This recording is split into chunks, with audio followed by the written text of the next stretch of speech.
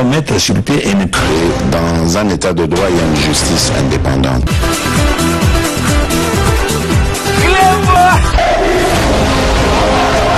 Ce n'est pas pour rien qu'il faut des conseils.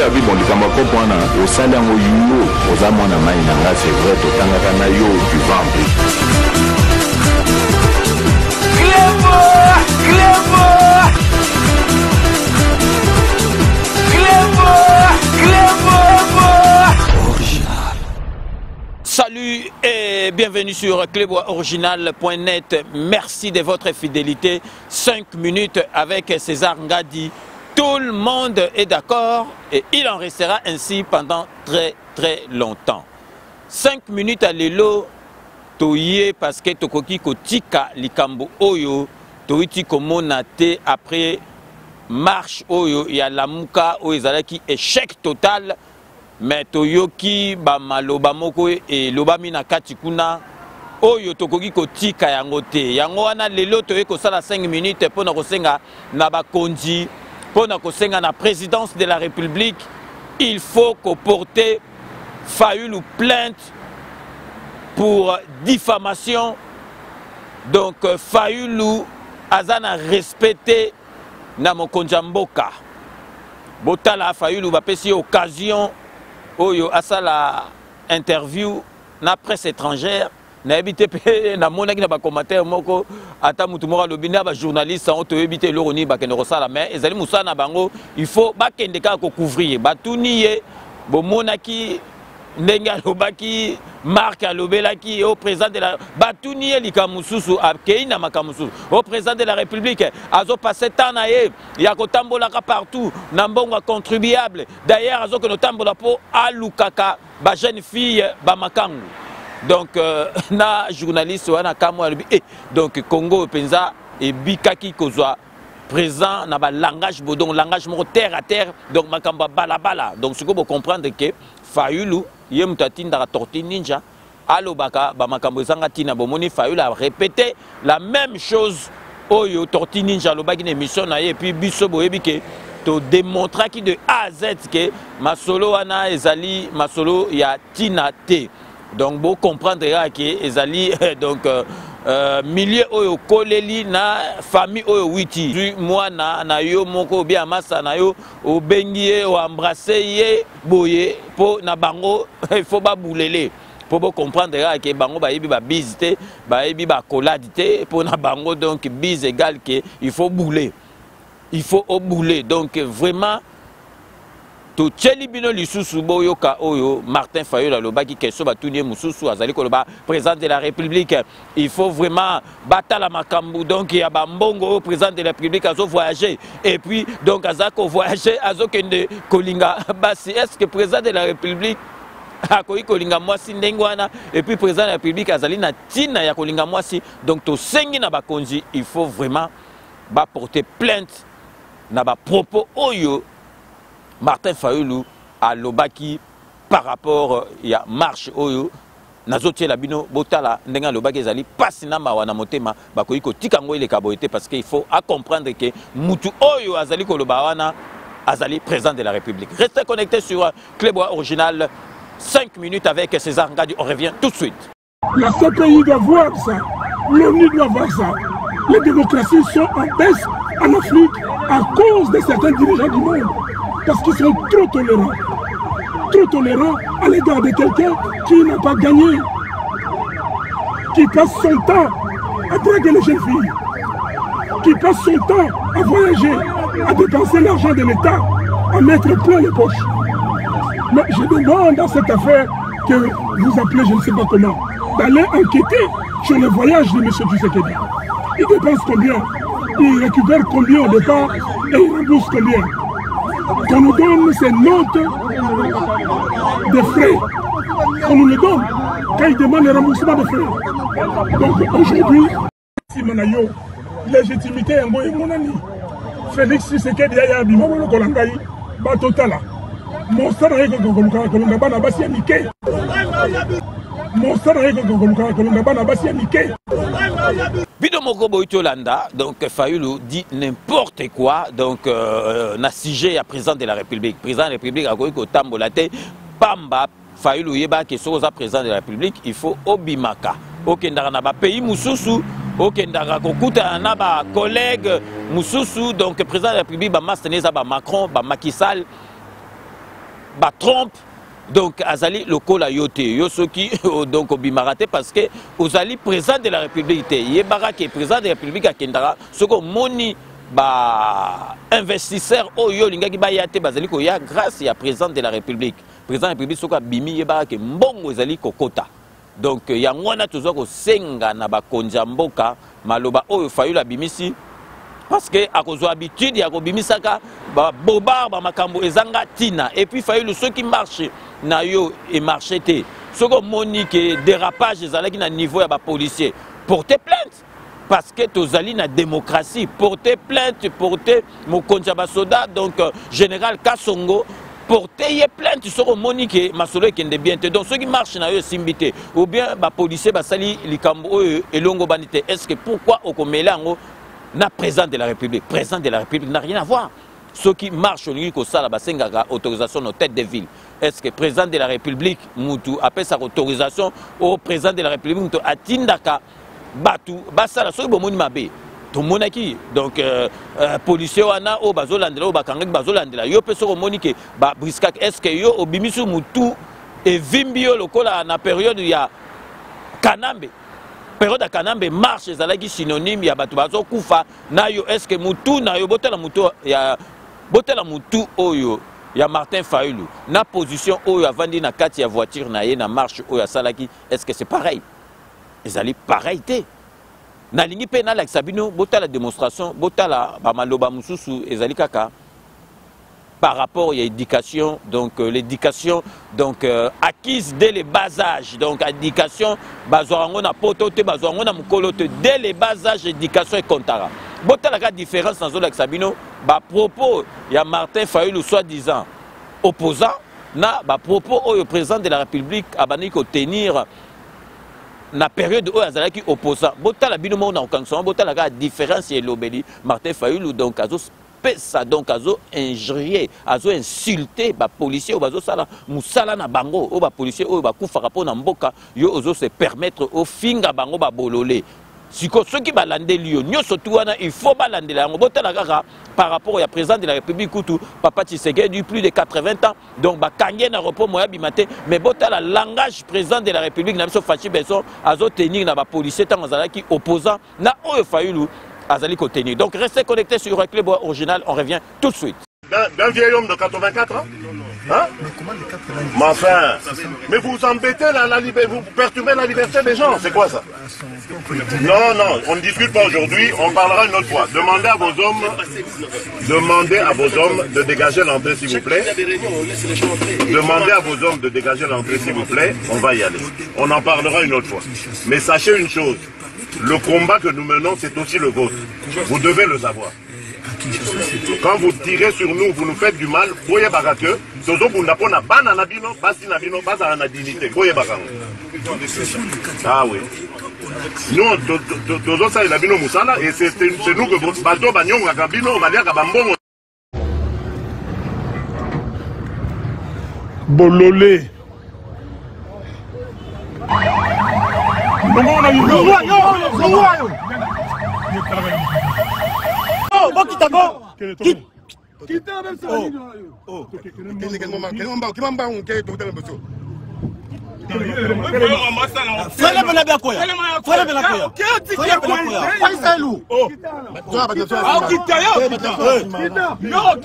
Bino mo boito landa différence ya maloba différence ya elobeli bomo na raka mutu akola soki wapi na mutu akola na bonne famille c'est pas pareil ata ozali na kanda président de la République azali na kanda mais azali ko contrôler maloba na ye azali ko loba bozo sentir que mutu oyo a witi na bonne famille azwa éducation ya malamu donc dès le bas âge mais botala oyo azoro loba neti muta na ebite neti mutu ali boma donc azolo baneti mutu balabala Bololé. puis Moutouabou Penza Alingaki comme président de la République Yamboka éducation Goutou ezalité. Donc to marqué pause publicitaire ya ba partenaire Nabiso Ndeka Boyebi Kodia Simon ezali agence immobilière société Oyo et pesi ba congolais opportunité bazala ba propriétaire na kati ya Kisasa na bandaku na ba norme Oyo internationale donc bandaku ya crédit ozo se poser question te ba crédit ba kozela na ba banque Oyo ya Kisasa et puis c'est Pela TV boyebi c'est Pela TV décodeur ya banamboka donc ya muki oti na poche tamboli et sika nyoso tout internet ezali oti yango o tali yango et puis bobo sanate bali center Oyo ezali flat Oyo totinda rabino na limité na centre commercial ya limité. Donc vraiment, ils allaient sika moko kozala dépaysé ceux qui au 8 awa na poto et puis tozali na Romain Ilunga les grands traiteurs na kati ya Belgique azali na mobilité ya kosakanate et sika nyo surtout ozali na feti donc boyeba ke Romain Ilunga azali wana boyebika ke feti soki kolia musique Masanga ezali bien te fait voué à l'échec donc pour na situation anate il faut faire appel à Romain Ilunga. Donc restez connectés sur Clébois Original, on revient tout de suite. L'entreprise Kodiasimo présente la cité Kimia. Vous êtes congolais de la diaspora ou fils du pays? Venez découvrir et investir au sein de la nouvelle cité Kimia. Le groupe Kodiasimo vous propose une cité résidentielle avec plus de 450 maisons modernes, construites aux normes internationales et surtout à des tarifs très attractifs. À la cité Kimia, vous trouverez aussi un espace commercial avec plusieurs commerces et services de proximité, tels que des boutiques de prêt-à-porter, des restaurants, des boulangeries, des salons de coiffure, mais aussi des banques, des pharmacies, l'hôpital de la diaspora. Investir à la cité Kimia, c'est contribuer au développement économique en République démocratique du Congo. Mais c'est surtout croire en un Congo nouveau. La cité Kimia est située dans la commune de Maluku, à seulement 25 minutes de l'aéroport de Njili, 10 minutes de Safari Beach et 15 minutes de Kinkole. Alors ne tardez plus, venez et construisons cette nouvelle cité. La cité Kimia, un havre de paix à Maluku, le nouvel Eldorado du Congo. Kodiasimo, la meilleure adresse pour construire la vôtre. Bonjour, alors nous sommes ici sous la concession Kodiasimo, où sera érigée la cité Kimia. La cité Kimia avec différents lots, donc les lots A comme nous l'avions annoncé va débuter, les travaux vont débuter au mois de décembre, donc c'est très bientôt. Nous sommes là avec des experts, nous sommes là avec nos architectes, nous sommes là avec les géologues, nous sommes là avec tous les experts dont on a besoin pour pouvoir viabiliser les terrains.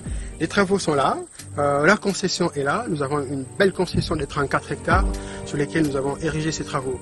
Donc nous vous remercions de la confiance que vous nous avez témoignée jusqu'ici, pour ceux qui ont réservé leur lot, pour ceux qui nous ont appelés des parlements des États-Unis, la Suède, on n'oublie pas, le Japon également, la Belgique et la France. Là maintenant nous sommes à Kinshasa, nous allons débuter la commercialisation à Kinshasa. Nous vous avions réservé les meilleurs lots, nous avons réservé la première partie de commercialisation d'abord à vous qui êtes à la diaspora. Et maintenant nous allons lancer la phase de commercialisation à nos frères qui sont ici à Kinshasa. Il ne reste plus beaucoup de lots pour la diaspora, donc il nous reste quelques lots et ensuite ça sera ici à Kinshasa. Merci de votre confiance, nous allons travailler pour vous, pour que nous puissions mériter votre confiance. Donc le programme Kimia est bel et bien là, les travaux vont bientôt débuter et voilà la concession. Je vous remercie beaucoup. Banaki, après le lancement de Kodiasimo na poto, nous avons le na Kinshasa pour la réalisation. Balo Eza, et bien attend, réservé. Kodiasimo, c'est mignon. Kodiasimo, c'est la qualité. Kodiasimo, c'est la meilleure adresse pour construire la vôtre. Kodiasimo, la meilleure adresse pour construire la vôtre.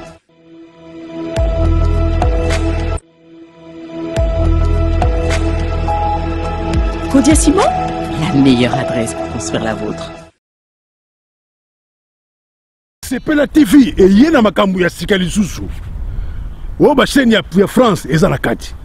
Ba chaîne ya Congo eza na kati. Ba chaîne ya Londres eza na kati. O ngomona makambu ya politique ya sika. O parti AA eza na kati. O parti BB OCFAIO eza na kati ya Sepela TV. Bouquet comme quand bouquet boy, au tina poche voyager dans aucun partout lingi. Na bouquet na Sepela TV. Sepela TV. Mais ma biso n'ozo ma biso wana 4K. Machine ma daka. Sepela TV. Bienvenue dans le monde de Sepela TV. Sepela TV est le décodeur qui vous permet de suivre les chaînes du Congo en direct de la diaspora.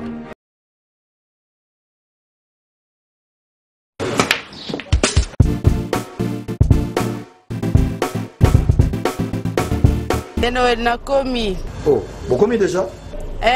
Nakomi déjà. Vous en avez vos frères? Ah ouais, c'est bon. Ah, n'a pas sauvé. Boyana Bali Center, 7e rue.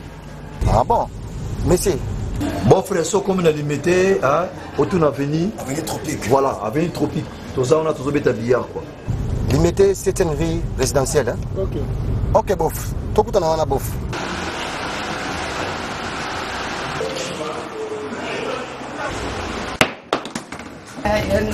Oh, ma petite sœur, ça va?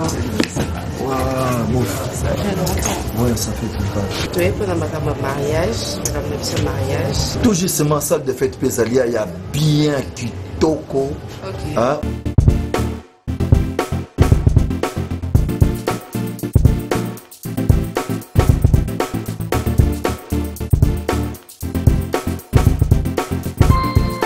Balise Center. Un cadre magnifique pour vos diverses manifestations et vos rendez-vous d'affaires. Un restaurant avec menu diversifié à votre convenance. Cuisine africaine, cuisine européenne, cuisine américaine et continentale. Un salle de banquet de luxe avec plus de 400 places assises pour un mariage de rêve. Collation, anniversaire, conférences, réunions de services et diverses manifestations. Balise Center. Nous disposons de studios médium standard et des luxes à votre portée. 2 appartements de 1 et 2 chambres avec salon, cuisine et salle de bain. Et des 3 chambres, salle à manger plus 2 salles de bain. Balise Center avec terrasse intérieure et extérieure, VIP, rien que pour vous. Nous sommes sur 7e rue, place commerciale, sur l'avenue des Tropiques, numéro 83, référence clinique Bondeko dans la commune de Limete. Pour plus de contacts et réservations, plus 243 81 799 82 47 82 34 121 62. Vous pouvez aussi nous visiter sur www.balisecenter.com. Flat Hotel Balise Center, l'excellence dans la simplicité.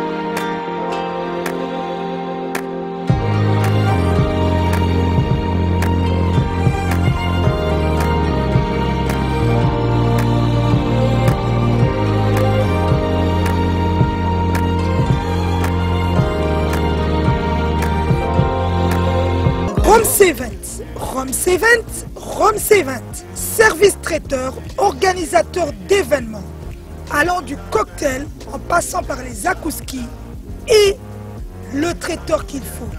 Vous avez toutes les spécialités, africaines, européennes, asiatiques, du monde entier. Quel goût, quelle perfection, quelle propreté. La dégustation est au rendez-vous grâce à Rome C20. Vous savez les contacter au 0032 465 22 11 72. Rome C20, le meilleur dans son domaine.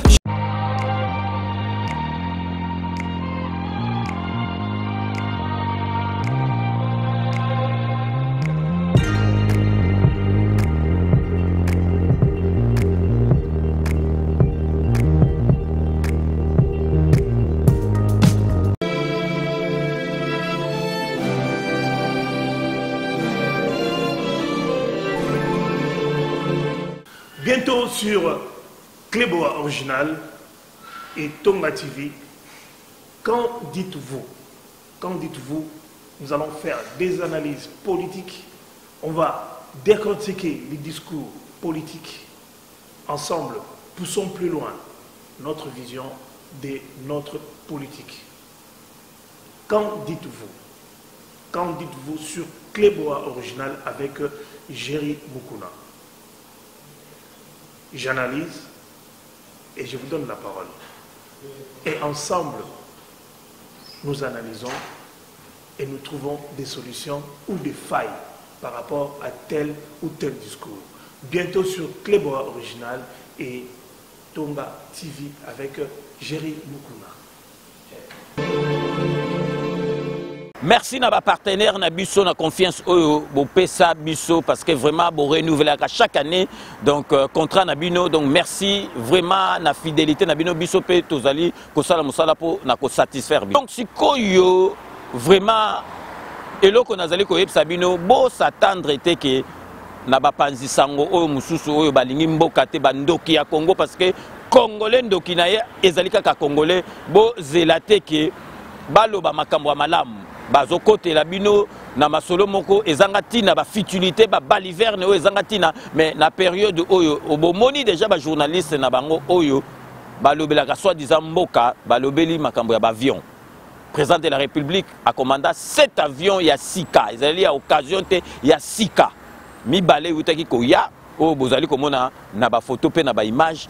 Est-ce que les journalistes neti ba tortini ja ba koki kolobela makambabo ba kolobela te bazozilaka makamoko boye président de la République a sali accolade na mwana naye o azali mwana ya master naye et komi polémique et komi donc buzoba o kutu ekoki koloba mate ba avion e witi ko ya ba avion o ezali ya sika 7 ezali ko ya sika.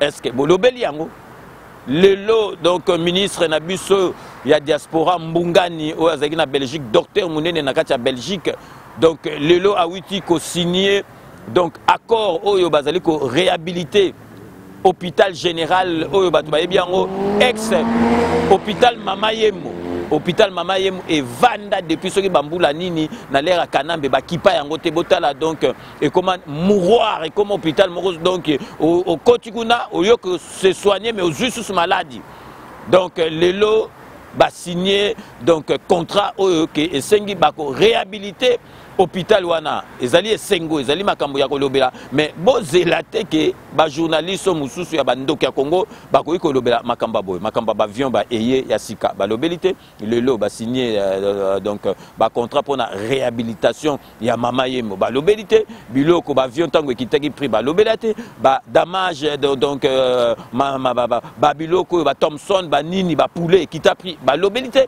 donc soki biso to lobelité bozelate ke bango bako lobela bino parce que bango bazali kaka na masolo oyo ya ko inventer masolo oyo ezangatina po kaka na ko dénigrer président de la République pour na ko critiquer président to epsaki bino ke biso toza ba collabo ya Félix Antoine Tshisekedi parce que Félix Antoine Tshisekedi Fachi Beton azo représenter mboka na biso to lobite ke bino nyoso tout bozala neti biso mais ceux qui makambo ezali bolobi ceux qui makambo ya mabe beaucoup ko critiquer certes même na ba mboko yo ba pays développé ba critiquaka ozali ko ça la critique mo constructive ceux qui peut ba yo ke ba bino mutu azana raison parce que nyo surtout ezali malamu te même na ba pays oya minene oyo ba France ba États-Unis ba critiquaka ba lingaka ebonga mais ba bonga déjà bongo siko biso Congo oyo vanda 50 ans donc beba dobilo bokanisi na 2 ans ya Félix Antoine Tshisekedi akobongisa Congo ndenge wana akobongisa ka yango te il faut zo temps to lobite ke ya azali wana te ke po bongisa Congo oui il faut bongisa Congo mais ekozwa temps donc to chaye maboko to zala na confiance na ye Congo na biso ekokende kaka de l'avant nalingi sikoyo na like sabino parce que bozomona Fayulu mende tolinga qui était mais mende donc na tanyo surtout o ya leka devant azalaki pembe na kanambe ngai asepili sekinga kaka na likambu moko asepili sekinga na likambu moko ndenge asalaki description ya Martin Fayulu donc mende asepili singa donc asepilaki biso asepili seka biso njo surtout parce que alobaki penza magamba solo donc bino moko parce que bolanda o mende ndenge aloba par rapport ya Martin Fayulu ezali description moko penza oyo ezo correspondre na ye bolanda oyo mende aloba par rapport à Martin Fayulu. Restez connectés sur Clébois Original, à tout de suite. À monsieur Martin Fayulu, dont je connais par ailleurs la propension à inventer des légendes d'infamie contre les institutions pour se rendre intéressant. Vous savez, c'est un tout petit candidat. Je l'ai même appelé une souris naine qui a été enfantée à Genève. Et donc, la meilleure façon pour une souris naine de devenir géante, c'est d'inventer des légendes. Ce n'est monsieur Fayulu. Et je pense que c'est parce que il est tout petit, c'est un poids-plume, que ceux qui veulent saboter le processus électoral ont jeté leur dévolu sur lui. Parce qu'avec lui, il n'y a aucun espoir que de manière normale, il puisse venir à bout d'un projet électoral, un projet présidentiel. Quelqu'un qui n'a même pas 3 députés à l'Assemblée nationale, comment peut-il sérieusement revendiquer la possibilité d'accéder au top job?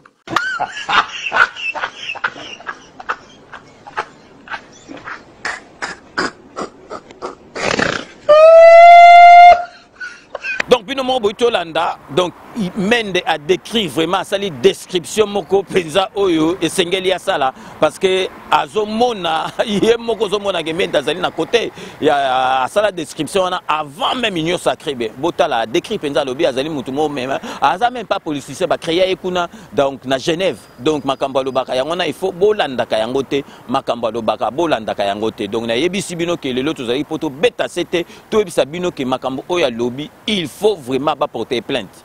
Donc, aux Congolais, maman Noazali métisse allemande malgache, papa Noaza malgache, mais c'est que you means moi Martin Dengeli. Yeah, c'est ok, mobile là. Copain na yo.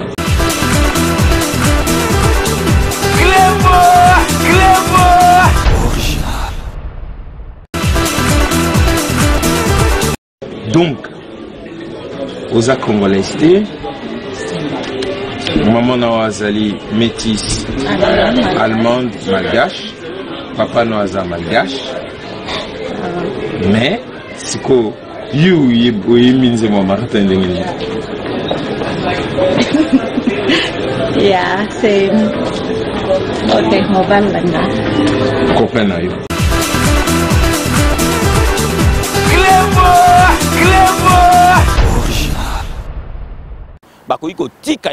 Il faut porter plainte. Donc, il y a 5 minutes à l'élo, il fallait tout bêta kaka c'était na makambwana parce que hier donc Martin Fayulu la Xabiso et Sikani ni président de la République n'a pas voyage na ye à Kendagapo na kolinga banamike. Donc to komi na suka ya émission na biso ya l'élo mais avant to pesa mbote na base boyebi kaka vraiment donc vraiment base ya ngomte salaka makambu avant to pesa donc l'élo tous allez vraiment pour souhaiter bon et joyeux anniversaire na collègue Nabiso Moussala, grand réalisateur et Dino Image Panza Sangoya Congo et Dino Image Panza Sangoya Congo. Donc 5 minutes avec César Ngadi et Pesio, bon et joyeux anniversaire et Dino Panza Sangoya Congo. Donc ceux qui pensent na koiko lo balika moko vraiment et Dino Azali professionnel.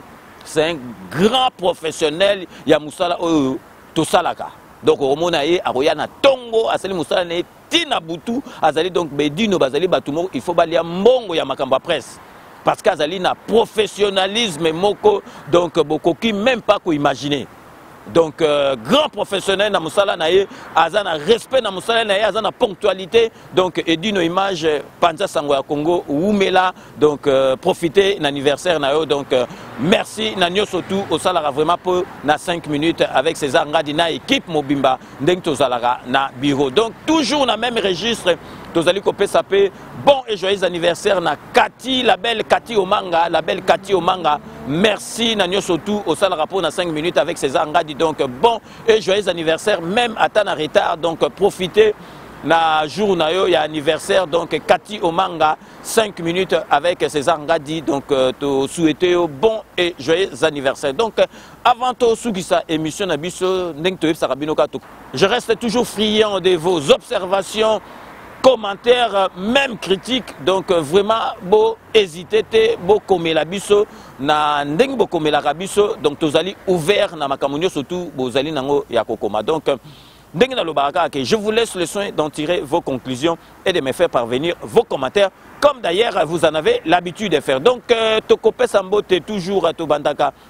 Na honorable Jean Moutala, merci na nyo surtout ça le rapport na 5 minutes pe na kati ya groupe na yo ya les amis de César Ngadi donc honorable Jean Moutala merci à trop toke ici ko na kati ya France pour na repé ça Mukenge Shai Wabalengela mon voisin Mukenge Shai Wabalengela merci na nyo sope au salara na kati ya groupe parce que vous allez administrateur là ya ba administrateur ya groupe ya César Ngadi na kati ya WhatsApp donc ceux qui to lobi no to robo santé musala munene Babi Kisinga asalaka na kati ya groupe wana donc toke sikoyo na kati ya Espagne kuna na kati Espagne po na kopesa mbote na Beloti Mavungu vrai chéri Beloti Mavungu vrai chéri donc merci na nyoso to sala rapport na 5 minutes avec César Ngadi tikali toujours na kati Espagne po na kopesa Zaba de Zuba maître Zaba de Zuba merci na nyoso to au sala rapport na 5 minutes avec César Ngadi toke na kati Berlin po na kopesa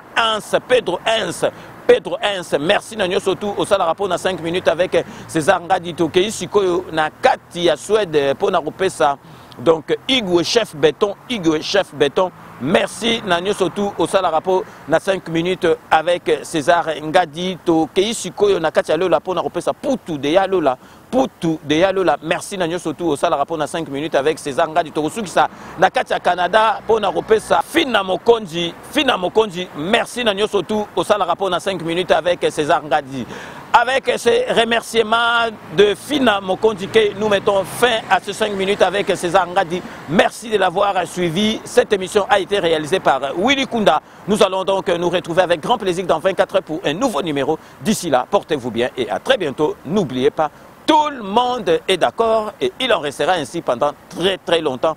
Bobo Sanate, Kanambe, Akozwa, Masolo, Nambuchu, Pedadikos.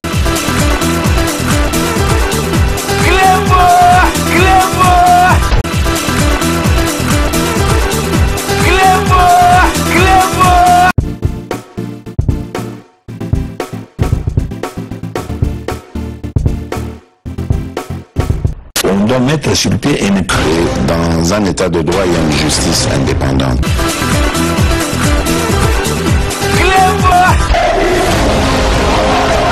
Ce n'est pas pour rien qu'il faut des conseils. C'est vrai,